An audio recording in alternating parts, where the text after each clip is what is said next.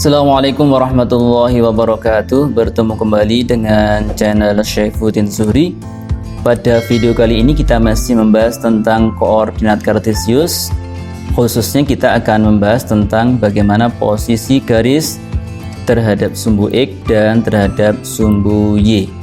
Nah, untuk memahami posisi garis terhadap sumbu X dan sumbu Y, kita perhatikan koordinat kartesius berikut ya. Nanti posisi garis terhadap sumbu X dan sumbu Y itu ada yang sejajar terhadap sumbu X dan tegak lurus terhadap sumbu Y. Itu yang pertama, nanti kita akan lihat. Nah, sekarang perhatikan garis berikut. Ini adalah garis Y sama dengan 4.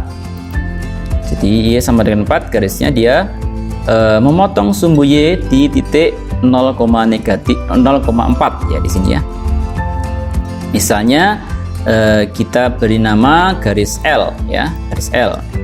Kemudian garis berikutnya kita bisa lihat ini Y sama dengan 2. Y sama dengan 2. Ini adalah garis yang memotong sumbu Y di koordinat 0,2 di sini, 0,2 ya. Misalnya kita beri nama titik atau garis garis M ya. Kita beri nama garis M. Kemudian kita buat satu garis lagi adalah Y sama dengan -3. Ini koordinatnya garis yang memotong sumbu Y di titik 0,3 di sini ya. Misalnya ini adalah garis N ya. Garis L, M, dan N, garis L, M, dan N ini adalah garis-garis yang dia sejajar ya, sejajar terhadap sumbu X ya, ini namanya sejajar terhadap sumbu X ya, dia sejajar ya. Kemudian kalau kita amati pula, kalau dia sejajar terhadap sumbu X, dia juga tegak lurus terhadap sumbu Y. Ini namanya tegak lurus terhadap sumbu Y. Jadi membentuk sudut siku-siku ya, bentuk sudut siku-siku, dia tegak lurus terhadap sumbu Y. Oke. Jadi ini yang namanya garis yang sejajar sumbu X dan tegak lurus terhadap sumbu Y. Kemudian jadi tadi ya, garis L, M, dan N adalah garis yang tegak lurus terhadap sumbu Y. Kita sudah lihat gambarnya tadi. Kemudian kita gambar lagi sekarang satu garisnya adalah X sama dengan -4. Jadi memotong sumbu X di titik -4,0. Ya, ini garisnya, misalnya garisnya adalah garis C. Kemudian garis berikutnya ada X sama dengan 3. X sama dengan 3 di sini adalah garis yang memotong sumbu X di titik 3,0 di sini. Ya. Garis C dan garis K dia adalah garis-garis yang sejajar dengan sumbu Y. Ini sejajar dengan sumbu Y, kita beri tanda seperti ini. Dia sejajar terhadap sumbu Y. Nah, kalau kita amati terhadap sumbu X, dia tegak lurus ya. Jadi dia tegak lurus terhadap sumbu X ini. Ya, jadi tegak lurus terhadap sumbu X. Tegak lurus sudutnya adalah 90 derajat atau sudut siku-siku. Nah, ini ya, jadi posisi garis terhadap sumbu X dan terhadap sumbu Y ada yang sejajar dan tegak lurus ya. Kemudian sekarang yang kedua, posisi garis terhadap sumbu X dan Y ada yang berpotongan ya. Coba perhatikan garis P, Q, dan R, P, Q, dan S ya, garis P, Q, dan S. Coba perhatikan P, Q, dan S. Mana S? S-nya di sini. Ya, jadi garis P, Q, dan S. Kalau kita perhatikan garis P, Q, dan S ini adalah garis-garis yang berpotongan dengan sumbu X dan sumbu Y. Ya, coba kita lihat sekarang. Perhatikan garis P. Ini garis P. Ini garis P. Garis P adalah garis yang berpotongan dengan sumbu X di titik 4,0. Ini garis P, dia berpotongan dengan sumbu X di titik 4,0 ya. Kemudian dia juga berpotongan atau memotong sumbu Y di titik 0,2. Nah, jadi di titik 0,2 itu garis P. Kemudian kita lihat garis Q. Garis Q, ini garis Q. Di mana dia memotong sumbu X di titik berapa? Nah, ini di titik negatif 3,0. Itu adalah garis Q memotong sumbu X di titik negatif 3,0 dan memotong sumbu Y di titik 0,4 ya. Kemudian garis S. Nah, garis S ini adalah garis S memotong sumbu X dan memotong juga sumbu Y. Garis S ini dia memotong sumbu X di titik 4,0. Kemudian garis S juga dia berpotongan di sumbu Y di titik 0,4 di sini. Atau dia juga melalui titik 1,3 ya. Ini namanya melalui 1,3. Baik. Nah, sekarang ke contoh soal. Perhatikan, gambarlah garis G yang melalui titik A2,-1 yang dia tidak sejajar dengan sumbu X dan sekaligus tidak sejajar dengan sumbu Y. Yang pertama langkahnya kita gambar koordinatnya. Koordinatnya adalah A2,-1. Jadi 2, 1, 2, -1, 1 ya. Ini titik A 2,-1. Nah, sekarang kita mau membuat garis yang dia tidak sejajar terhadap sumbu X dan juga sekaligus tidak sejajar terhadap sumbu Y.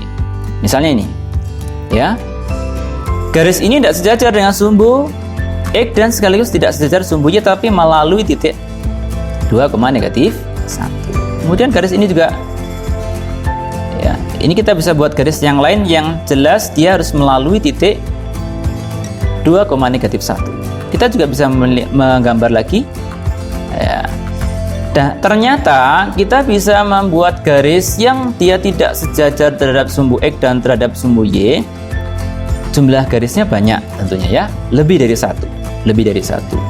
Nah, yang dibatasi tentu selain daripada dia yang sejajar terhadap sumbu Y dan sejajar terhadap sumbu X.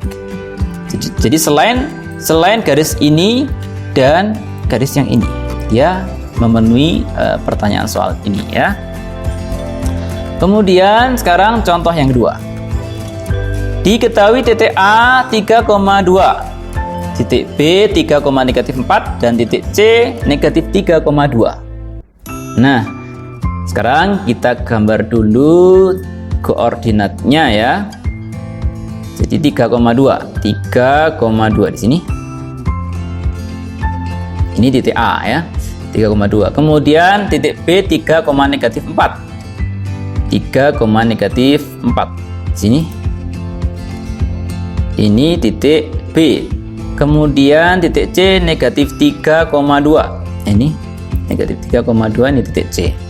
Nah, pertanyaannya, jika dibuat garis melalui titik A dan B, berarti kita buat garis yang melalui A dan B. Bagaimana kedudukan garis tersebut? Nah, sekarang kita garis dulu aja ya. Ini garisnya. Ya, jadi melalui titik A dan B. Ya, misalnya titik P ya, kita beri nama titik P. Ya, kalau kita amati dari gambar ini, dia tegak lurus terhadap sumbu X ya. Oleh karena itu kita bisa simpulkan kedudukan garis melalui titik A dan B ya, dia adalah garis yang tegak lurus terhadap sumbu X ya, ini tegak lurus terhadap sumbu X ya. Dan jangan lupa dia juga sejajar terhadap sumbu Y. Ini sejajar terhadap sumbu Y. Oke, itu soal yang pertama. Kemudian yang kedua, jika dibuat garis melalui titik A dan C, A dan C, berarti garisnya seperti ini. Misalnya diberi nama R. Nah, kita bisa juga amati juga dia ada yang tegak lurus juga. Berarti kedudukan garis yang melalui titik A dan C, dia adalah tegak lurus terhadap sumbu Y dan sejajar terhadap sumbu X, ya, sejajar terhadap sumbu X. Ini sejajar terhadap sumbu X. Nah, kemudian jika dibuat garis melalui titik B dan C, ini titik B dan C, titik B dan C, gimana posisinya atau kedudukannya bagaimana? Misalnya diberi nama titik Q, ya. Kedudukan garis yang melalui titik B dan C atau garis R adalah berpotongan dengan sumbu X. Jadi dia berpotongan terhadap sumbu X. Ini dia memotongnya di sini. Kemudian dia juga berpotongan terhadap sumbu Y. Ini berpotongan terhadap sumbu Y. Berpotongan sumbu Y di sini. Berpotongan sumbu X di sini. Dan garis P juga dipotong oleh garis Q. Ini dipotong.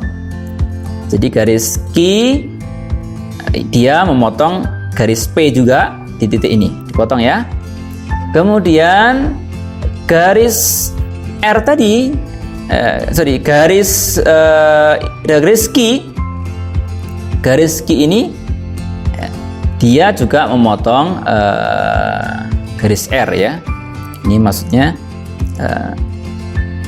jadi ini tadi mestinya adalah garis Q, ya, garis Q ini kita ganti ya, garis Q. Ini garis Q. Nah, kemudian dia garis Q ini memotong ini mestinya garis R, ya. Kita ganti garis R, ya.